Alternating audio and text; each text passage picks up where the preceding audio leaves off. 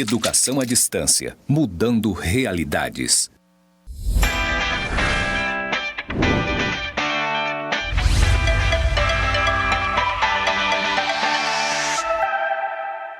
Olá, tudo bem? Eu sou o professor Décio Kerrer Marques e leciono a disciplina de Fundamentos do Trabalho no curso de Gestão Comercial. E agora farei minha audiodescrição.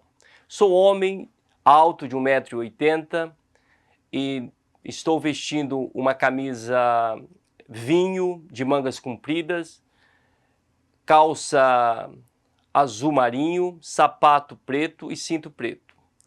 Estou nesse momento no estúdio do Campus Zona Norte, aqui em Porto Velho, do IFRO. Ao meu fundo há uma parede branca com os dizeres EAD Mudando Realidades.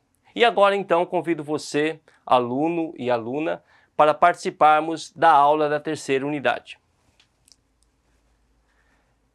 Esta aula, a temática dela é justamente o trabalho na sociedade do cansaço. Uma análise a partir de um teórico sul-coreano chamado Han. Aqui está a imagem do Han, que para nossa pronúncia vamos chamá-lo assim, de Byung-Chul Han. Ele ainda está vivo, tem várias obras que nós vamos falar delas um pouco. E agora então eu vou apresentar para vocês como está a reflexão a partir dos anos 80 em torno dessa categoria trabalho, né? Houve várias mudanças e esse teórico que eu trouxe aqui, embora recentemente houve a tradução das suas obras para o português, mas são muito importantes e relevantes para compreender quais os desdobramentos do trabalho. A reflexão sobre o mundo do trabalho, especialmente a partir do final do século XIX, permitirá que nos apropriemos dos debates atuais sobre o mundo do trabalho, sobretudo quanto à precarização e ao desemprego. Vejam só, nas duas últimas unidades, em especial na primeira e na segunda, né, que nós acabamos de estudar, ali ficou claro algumas coisas, que conforme há uma inovação, uma mudança na força de produção, seja a terra nas mãos dos oligarcas ou das famílias independentes, seja a terra na mão dos senhores feudais, que por sua vez estava na condição de arrendatários, seja a inovação da fábrica, sobretudo a fábrica têxtil, que surge na Europa a partir do século XV e XVI, vai acontecer uma mudança na organização do trabalho e, por sua vez, a mudança da organização do trabalho. Imagina o trabalho enquanto escravidão, enquanto servos e depois, agora, enquanto proletário. Essa tensão vai gerar uma mudança de sociedade. E a partir, claro, da Revolução Industrial do século XVIII, então há uma produção em série e com uma rapidez muito maior. Então isso desde da segunda metade do século XIX, todo o século XX, há essa proliferação de mudanças, de iniciativas e no início do século XXI as mudanças não pararam, evidentemente, né? Mais tecnologias foram chegando e foram entrando nessa inovação das forças de produção, mudando, reorganizando o tipo de trabalho e mudando as sociedades. Do mesmo jeito, então, que houve a passagem do modo de produção escravista para o feudalismo e do feudalismo para o capitalismo, evidentemente que o sistema onde nós estamos hoje, que organiza o tipo de trabalho que nós estamos submetidos, também está sofrendo mudança. E é isso que nós queremos entender nesta terceira unidade e na próxima quarta unidade. Beleza? Então essa dinâmica tem que ficar bem claro para nós o que nós estamos falando. Toda vez que muda a força de produção, automaticamente reorganiza o trabalho e há uma mudança de sociedade, paradigmas da sociedade. Vamos lá então e vamos continuar nos slides agora.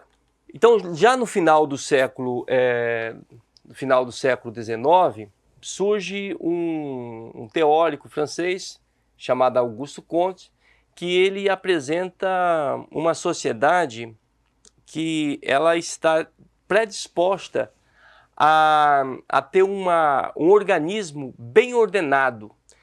E até daí vem essas ideias que estão na nossa bandeira, né? Ordem, progresso, por incrível que pareça, é do Auguste Comte, não é da nossa pátria, né? No sentido, não foi criado aqui. E eu acho que é a única bandeira do mundo que tem esse slogan. Claro que o slogan de Auguste Comte, nesse sentido que o mundo estaria organizando, que o progresso viria de uma ordem, tem uma outra categoria chamada amor. Então era ordem, progresso e amor. Por algum motivo, que não é o caso dessa aula, foi retirado o amor. Ficou só ordem e progresso. Mas só para vocês verem como a inovação tecnológica, essa força de produção que está sustentada e organizada a partir da indústria, da produção em série e em alto nível, ela, depois da Revolução Industrial, ela requer uma sociedade que agora teria uma organicidade que sobreporia sobre todos nós, e o progresso viria dessa dinâmica organizada, dessa imposição, né, organizativa. Agora existe também um outro, aí jamais no início do século XX, um sociólogo muito importante, que ele vai entender por dentro da sociedade como está sendo organizado a dinâmica da sociedade, evidentemente, a partir de 3 categorias. Esse cara se chama Émile Durkheim, que eu vou fazer uma citação aqui, que a partir do termo aí, generalidade, exterioridade, coercitividade, não é de Auguste Comte, mas é do francês chamado Émile Durkheim. O sobrenome de Durkheim eu vou escrever aqui que vocês vão entender rapidamente, né? Émile Durkheim, aí um M no final. Émile. Fica bacana para a gente saber quem é que diz esses termos, né? Então vamos lá, eu vou explicar para vocês esses 3 conceitos chamados generalidade, exterioridade e coercitividade. Como a sociedade já no início do século XX estava posta a partir dessa inovação, dessa novidade no ordenamento sociológico, né?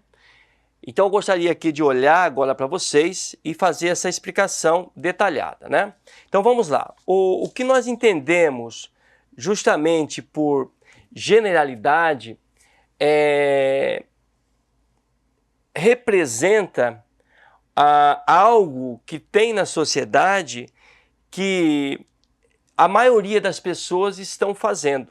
Então, se você olhar o modo de produção, por exemplo, escravista ou mesmo feudal, as coisas estavam funcionando em separados, em ilhas. Um feudo, num determinado local, não se conversava com todos os feudos. No caso da Europa, ou mesmo o sistema feudal chinês, eram ilhas. O tipo de comércio que se organizavam era através de uma troca direta, e não tinham essa reprodução parecida de uma postura humana idêntica, né? E se você pegar, então, no feudalismo, no escravismo, você não é possível identificar essa generalidade em todo um continente, por exemplo, e agora, no nosso caso, no século XXI, em todo o planeta, existem esses aspectos que a maioria das pessoas estão praticando, estão consumindo coisas parecidas. Se nós olharmos, por exemplo, 95% dos elétrons, das questões, todos os organismos, as mercadorias elétricas que nós compramos aqui no Brasil, vêm da China, né? Então, o mundo todo está submisso, por exemplo, a alguns itens que se produzem ou no Vale do Silício, nos Estados Unidos, ou em Xangai, ou em Taiwan. Por exemplo, chips, todo mundo consome, no seu carro, é no seu celular e etc e tal. Então esse aspecto do Durkheim já tinha identificado que a sociedade, que agora tinha essa força de produção baseada na indústria, na produção em série, que não ia produzir só uma camisa, 10 camisas, ou 20 camisas, não, ia produzir milhares de unidades parecidas, e todo mundo ia ter cortes de cabelo parecidos, cuidados da vida muito parecidos, e até valores, mudando de postura mesmo moral, né, muito parecida. Isso chama-se generalidade. Esse é um aspecto muito importante para essa disciplina, que trabalha a gestão comercial, porque até o que se vende, o que se compra, está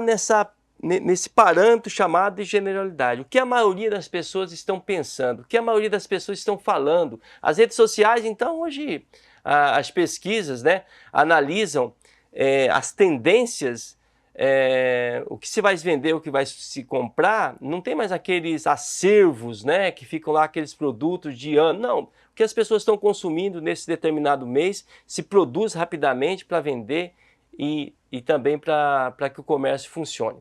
Um outro aspecto é justamente o da exterioridade. Esse diferente do aspecto da generalidade, que a maioria das pessoas que estão fazendo, o aspecto da exterioridade, ele é mais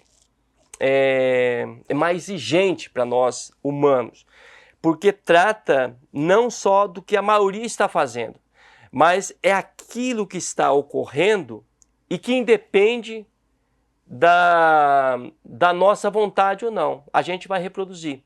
Por exemplo, para a gente sobreviver hoje, nós temos que, querendo ou não, reproduzir o sistema capitalista, porque ele tem esses aspectos de generalidade e de exterioridade.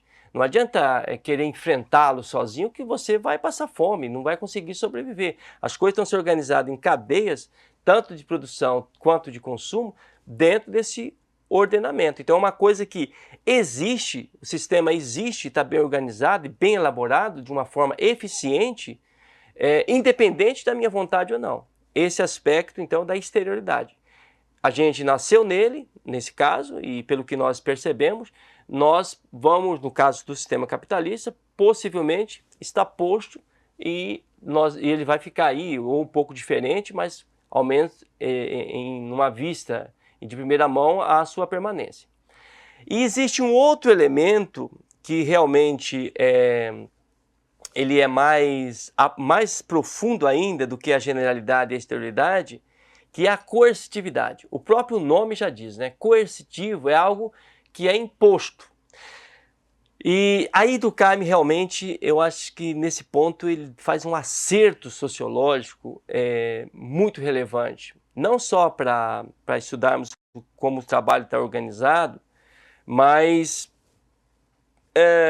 para a gente entender até outras categorias da sociedade, como a educação, como o comércio mesmo, como o marketing, etc. e tal. O que é uma coisa que ela está carregada de coercitividade?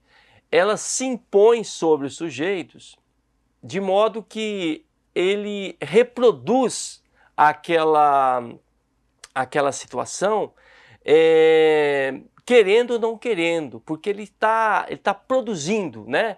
Ele está produzindo aquele fato. E nesse caso, se nós pegarmos o modo de produção econômico vigente, ou modo de produção feudal, ou modo de produção escravista, eles têm esse aspecto coercitivo. Ou você reproduz esse fato social, que é chamado aqui fato social, ou você vai ser extirpado e vai ter uma vida muito mais difícil fora desse sistema.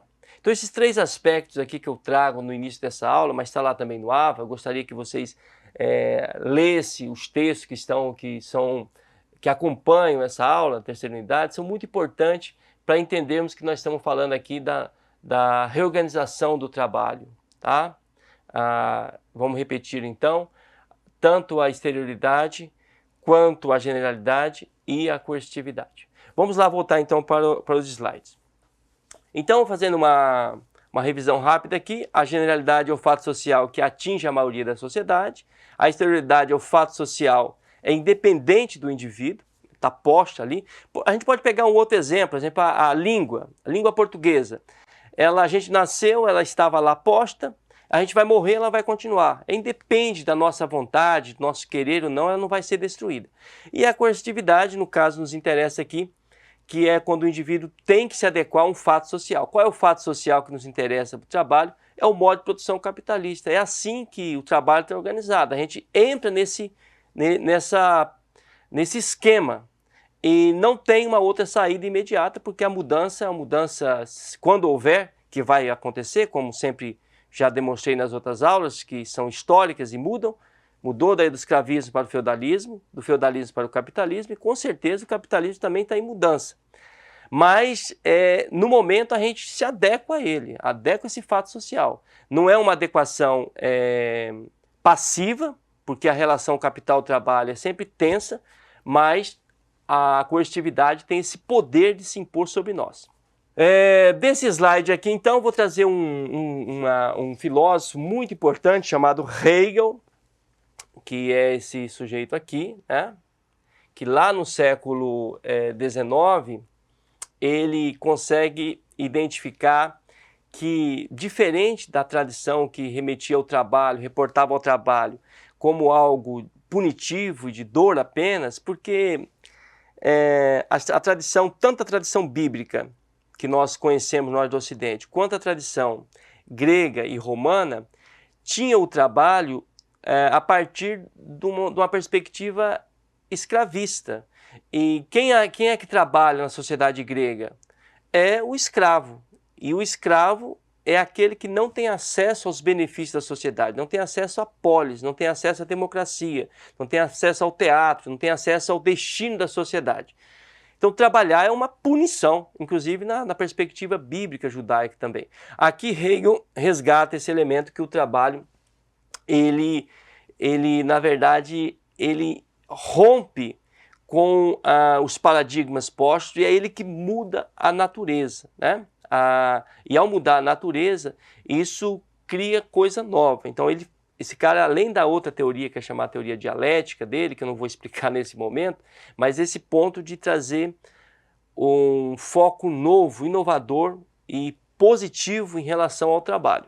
Um outro filósofo que já está dentro, analisando o próprio sistema capitalista, que eu falei dele na última aula, que é o que explica o enigma do capitalismo, como o capitalismo está posto, né? Quando eu expliquei aquela fórmula, só para resgatar para vocês aqui, dinheiro, mercadoria, está na segunda unidade isso. Dinheiro.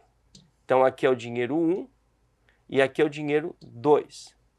E quem tem o dinheiro 1, o capitalista, que é o dono do capital, ele, nesse processo, nesse ciclo, ele vai chegar no dinheiro 2, que é maior, vai ter um lucro aqui, né? Então, o Marx, na sua capacidade econômica, ele também é alemão, como o Hegel, e ele aponta esse aspecto, mais do que o trabalho muda a natureza, mas como o trabalho está dentro da dinâmica da geração de riqueza. E esse elemento é importante, duas coisas. Que o trabalho é o trabalho que faz, vou colocar um T aqui como trabalho, né? O trabalho que faz a mudança da natureza e que, por sua vez, ao mudar a natureza, muda também a postura do trabalhador. Então, esse aqui é o primeiro ponto. O segundo ponto é que existe uma relação de explorado e exploradores. Então, esse aspecto aqui, explorador versus explorado. Já expliquei isso aqui na última aula, só para fazer uma revisão rápida, né?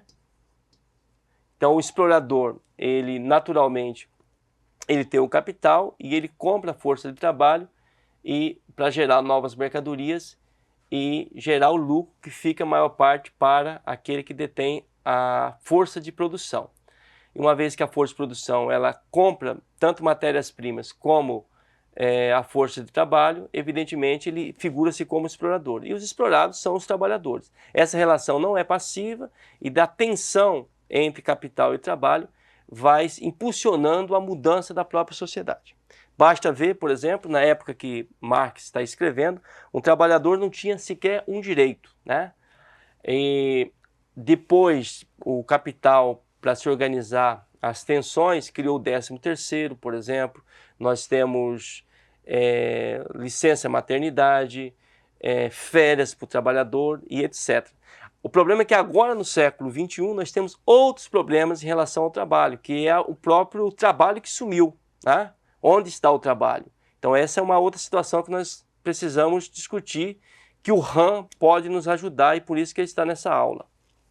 Bom, então, dito esses dois teóricos muito importantes, eu gostaria de demonstrar que o ápice do modo de produção capitalista, baseado na geração de riqueza a partir da fábrica,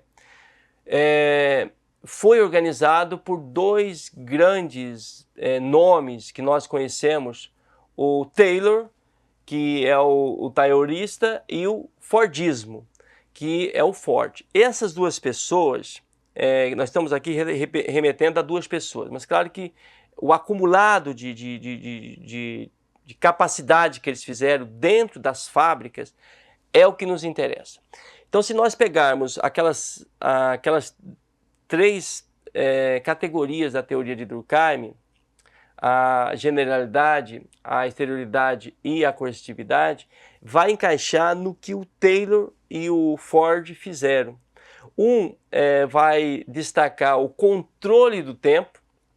Então veja só, o controle do tempo dentro de um campo de produtividade, que é a fábrica, é justamente um elemento de exterioridade. Ou seja, quando o trabalhador ele é contratado, a trabalhador é contratado, sai do ciclo da comercialização e entra numa fábrica para produzir em série, né, riqueza para o dono daquela fábrica, ali naquele momento não é a vontade do trabalhador que vai predominar, mas o interesse da força de produção que tem suas demandas de venda, de comércio, etc., né? Então esse controle do tempo vai otimizar a rapidez na produção e também facilitar a chegada desse produto em vários cantos, onde tiver rota de venda, né, de comércio. Então essa inovação foi algo fenomenal, né, que no caso foi o Taylor que trouxe.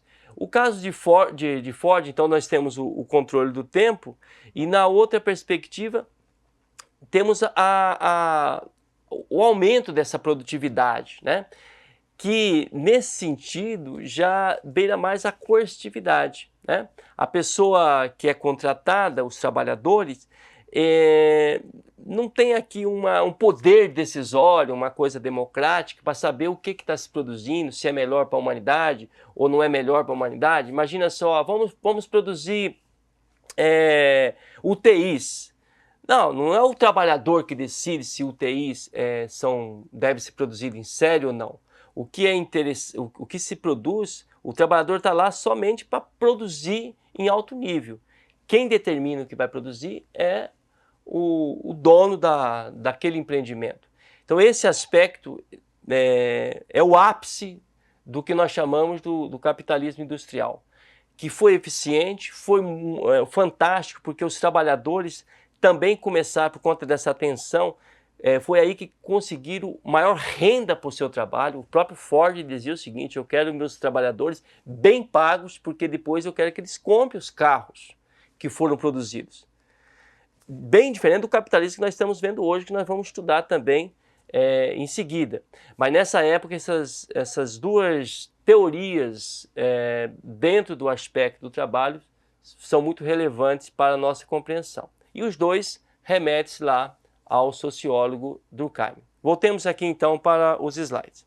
Então agora o cenário que nós estamos a ver nesse momento, já a partir dos anos 80, que na quarta unidade eu vou explorar mais, mas já posso adiantar, é que estamos na era da superprodução.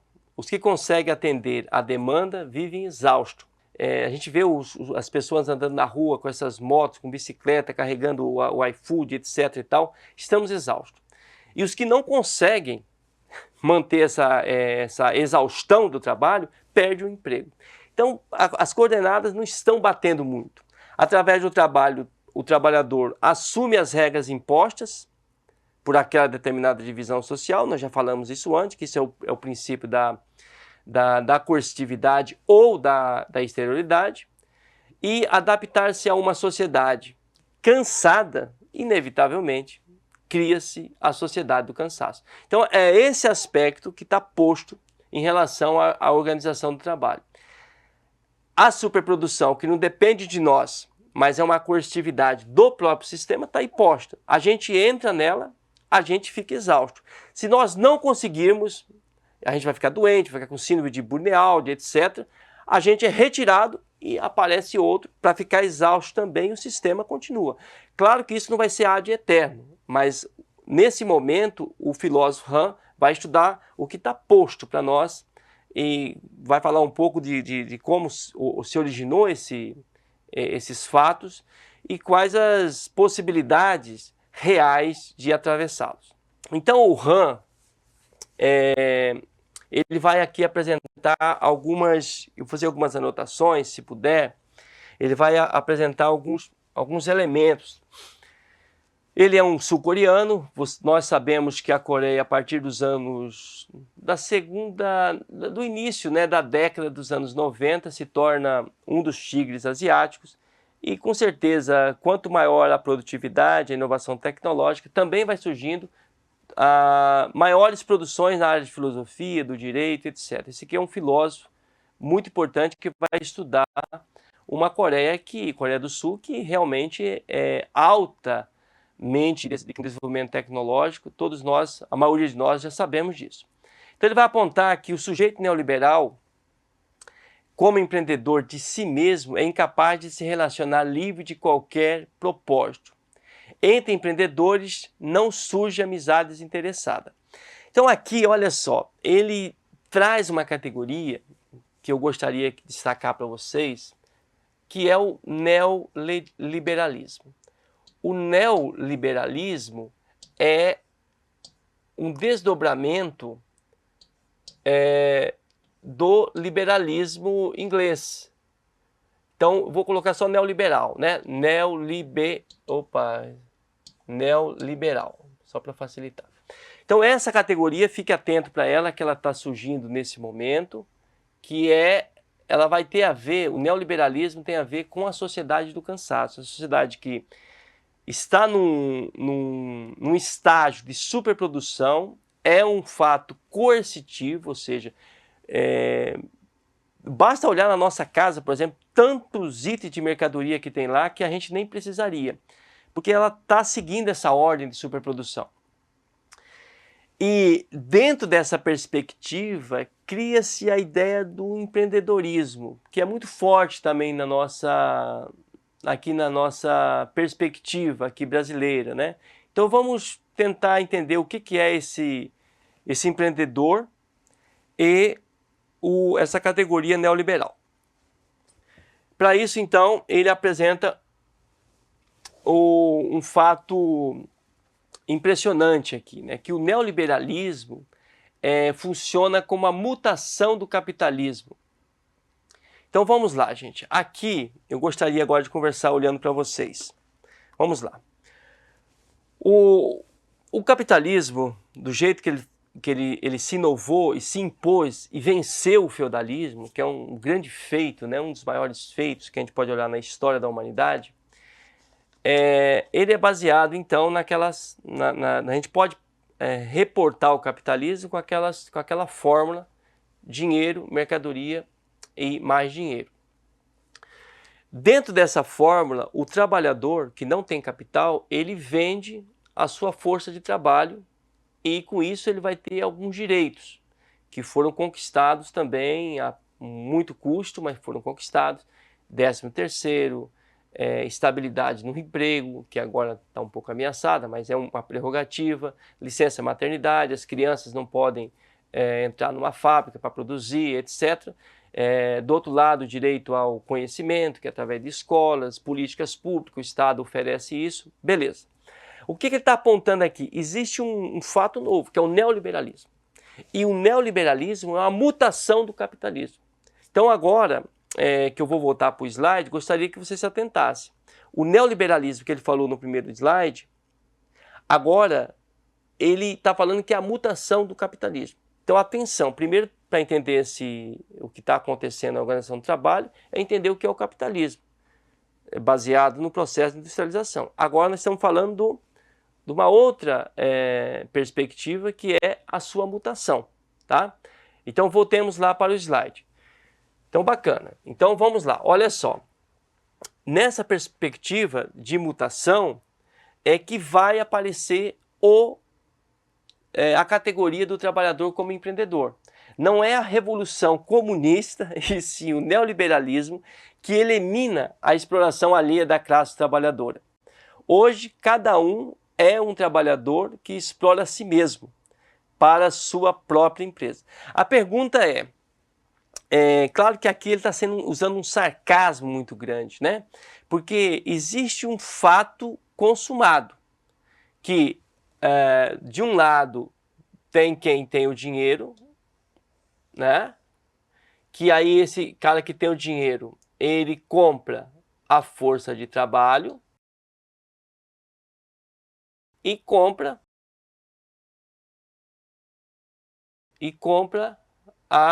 justamente a matéria-prima, que aí vai gerar uma nova mercadoria que automaticamente vai gerar mais dinheiro. É assim que é o enigma do capitalismo está organizado. Beleza. O que ele está falando? Se é uma mutação, e ele está falando que esse sujeito que está aqui, ó, que tem a força de trabalho, ele já não está mais simplesmente numa exploração daquele que tem a força de produção, mas ele se autoexplora. Ó, cada um é trabalhador que explora a si mesmo. Então, que medida que, além dele ser explorado por quem tem a força de produção, porque claro que o capitalista, eu, você, ou qualquer um que for capitalista quer ganhar mais dinheiro, além do trabalhador estar explorado pelo sistema posto-coercitivo, que as empresas continuam aí com iniciativa privada e etc e tal, como é que a pessoa ainda se autoexplora nesse sentido? Então essa é a pergunta. Como, Han? Uma pessoa, além de ser explorada por quem tem o capital inicial, ainda vai e se coloca como autoexploradora do ponto de vista econômico. É possível isso? Então vamos para o próximo slide, para a gente ir tentando esclarecer esse ponto. No regime neoliberal não existe um proletariado, ou seja, um grupo só de trabalhadores, uma classe trabalhadora que seria explorada pelo proprietário dos meios de produção. Meio de produção é aquele que tem o capital, já expliquei isso para vocês. Na produção imaterial de um jeito ou de outro, cada um possui seu próprio meio de produção. Tem um erro aqui no slide, não é ser, tá? Cada um possui seu próprio meio de produção. O sistema neoliberal não é mais um sistema de classe em sentido restrito. Então vamos lá, gente. Esse ponto aqui é muito importante, né? Que eu gostaria de falar para vocês. O que ele está dizendo? Que o neoliberalismo, como está posto, ele cria a autoexploração numa perspectiva imaterial. O que é essa perspectiva imaterial? É a coercitividade dita por Durkheim. É aquela imposição com categorias mentais que nos fazem reproduzir as coisas sem a gente perceber um ser nos dominando. O resultado a gente sente no nosso corpo. A gente sente mais cansado, a gente percebe o resultado na nossa mente, a gente se sente mais deprimido, a gente sente o cansaço no nosso bolso, a gente se sente mais endividado. E até do ponto de vista filosófico, a gente se sente mais infeliz, mais impotente, a nossa vida sexual, claro, se deteriora, nós ficamos ou mais magros ou mais obesos, então o nosso corpo padece. Agora, a autoexploração que o filósofo Han está nos apontando em relação ao trabalho, ela tomou uma nova configuração. Além dos meios de produção, na sua maioria, continuarem na mão da iniciativa privada, que já explora o trabalhador, ainda o trabalhador que se diz um autoempreendedor, ele se autoexplora mentalmente, porque ele quer ter o sucesso, o êxito profissional, o êxito existencial, mas ele não tem o capital, não tem a renda suficiente. Então ele trabalha, faz o bico daqui, trabalha ali, e no fundo nós entramos nesse grande sistema de superprodução, ficamos com a renda menor do que nós tínhamos antes, né? E ainda nos punimos porque nós não temos o êxito necessário. Esse é o cenário que ele vai chamar de sociedade do cansaço. Mais 2 slides e assim nós terminamos essa unidade. Já no regime neoliberal de autoexploração, a agressão é dirigida contra nós mesmos. Ela não transforma os exploradores em revolucionários. Por quê? Vai revolucionar contra quem? Contra si mesmo? Vai brigar contra quem? Vai pedir direitos contra quem? Não, ela torna pessoas depressivas. Eu fico olhando essas pessoas que trabalham nesses aplicativos. Chego meia-noite na sua casa para trazer a comida quentinha e deve que estar revoltado, porque às vezes não comeu uma comida da mesma qualidade daquela que você pediu pelo iFood ou etc. E vai brigar contra quem? Vai brigar contra si mesmo? Não, vai ficar depressivo, vai ficar sentindo impotente. Quanto maior é o poder, mais silenciosamente ele atua. Ou seja, quanto maior você espera, você se pune para você alcançar um determinado estágio nessa sociedade cruel, mais você se degrada internamente. Ele se dá sem ter que apontar ruidosamente para si mesmo. Tanto é que não é fácil a questão da organização desses direitos dos trabalhadores, por exemplo, sindicatos, associações, porque a pessoa, cada um, se sentem na obrigação de ser o responsável sozinho pelo seu êxito profissional e existencial. Aí ele usa uma expressão que é forte, mas ela é importante para nos tirar do nosso sono, que é: a toupeira é trabalhadora. A cobra, por sua vez, é empreendedora. É o animal do regime neoliberal. A toupeira se move em espaços pré-instalados e por isso se submete a restrições. É um sujeito submisso. Bom, para concluir então essa aula, eu gostaria de falar o seguinte para vocês. Na perspectiva de Han, o trabalhador, por que o trabalhador é uma toupeira, né? É um cego. É um cego porque o itinerário do sistema, ele já está posto. Como ele está posto? Ele está posto que quem tem o capital inicial faz mais mercadorias, coloca essa mercadoria não pensando na sobrevivência e na subsistência das pessoas, mas pensando no lucro, e vai gerar mais lucro no final. E nós, trabalhadores, ficamos também com o sonho de termos grandes riquezas, sermos super ricos, apoiamos pauta dos super ricos. Entretanto, quando a gente chega em casa, a gente vê o quanto nós somos fracos. Mas, uma vez que nós não temos condições, por enquanto, não tem uma forma material para a gente reivindicar uma coisa diferente, a gente segue um caminho que está posto. A gente segue passos pré-dados, né? E aí, mais uma vez, claro que teríamos outros teóricos para trazer, mas uma leitura correta de Durkheim sobre a categoria da coercitividade, da exterioridade e da generalidade. Por exemplo, a maioria está fazendo isso, automaticamente eu me vejo na obrigação também de reproduzir. Entretanto, a história não acabou. Esse é o ponto. Se a história não acabou, nós vamos criar, através dessa tensão do trabalho com o capital, fatos novos. E é isso que nós vamos estudar na 4ª unidade. Até lá!